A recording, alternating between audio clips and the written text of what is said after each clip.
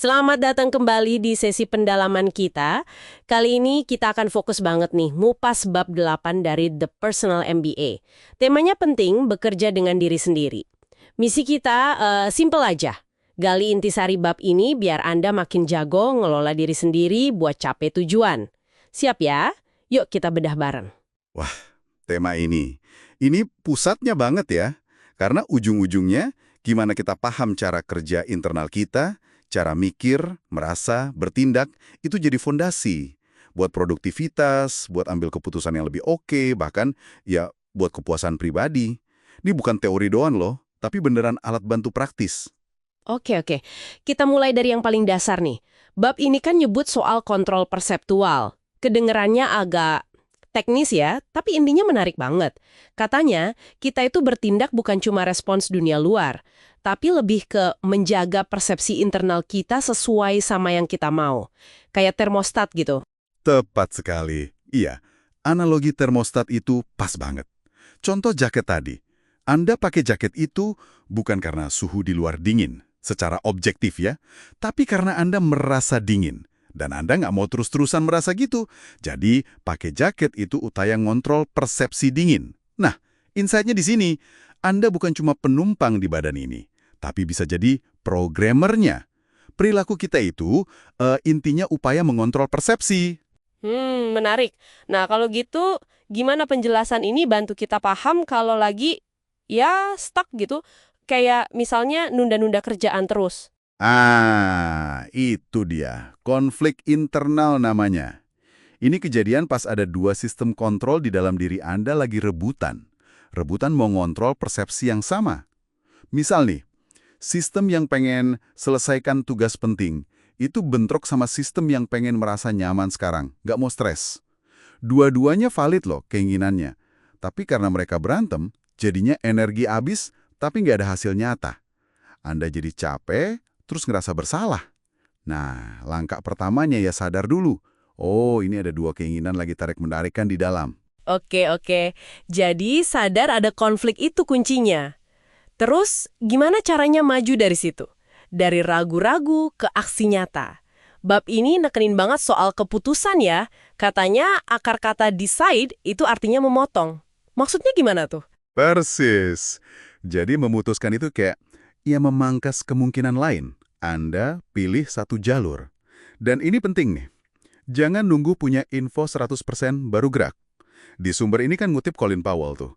Kumpulin aja info 40-70%, terus putuskan. Keraguan itu seringnya cuma pikiran muter-muter aja, mental trashing istilahnya. Dan itu baru berhenti kalau udah ada keputusan. Kalau Anda bingung banget milih, coba deh tanya diri sendiri. Dari pilihan ini, pengalaman mana sih yang paling pengen saya jalani? Itu bisa bantu geser fokusnya. Sip. Nah, setelah ada keputusan, gimana nih cara ubah niat jadi langkah konkret? Saya suka banget metode 5 kali bagaimana, 5-fold how. Ini kayaknya simple ya. Simple tapi, kuat banget dampaknya. Anda mulai dari keinginan paling dasar. Misalnya, saya pengen merasa lebih bebas secara finansial. Terus tanya, bagaimana caranya? Mungkin jawabannya, punya penghasilan pasif. Tanya lagi, bagaimana caranya? Bangun bisnis sampingan. Bagaimana caranya? Cari ide bisnis. Gimana caranya? Riset tren pasar sekarang. Gimana caranya? Baca laporan industri X dan Y. Nah, langkah terakhir itu, yang baca laporan industri itu, jadi langkah konkret berikutnya. Sesuatu yang bisa Anda lakuin sekarang. Ini nyambungin visi jauh sama aksi yang dekat.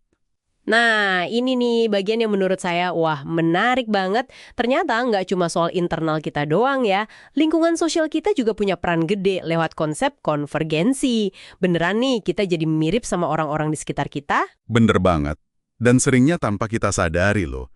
Kutipan Jim Rohn itu, Anda adalah rata-rata dari 5 orang terdekat itu bukan cuma kata-kata manis. Secara psikologis, kita emang cenderung adopsi norma, kebiasaan, bahkan cara mikir orang yang sering interaksi sama kita. Ini bisa jadi, alat yang dahsyat kalau Anda sadar dan sengaja menggunakannya.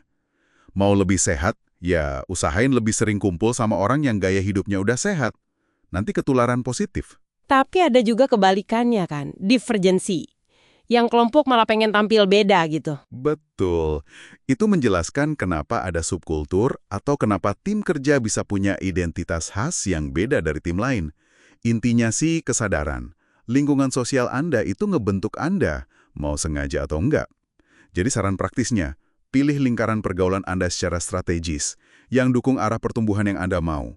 Kadang ya, ini artinya perlu berani jaga jarak dari pengaruh yang nggak sejalan atau malah menghambat. Oke.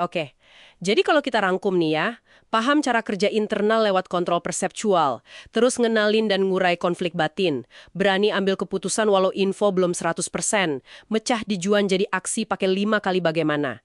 Plus, sadar ngelola pengaruh sosial lewat konvergensi.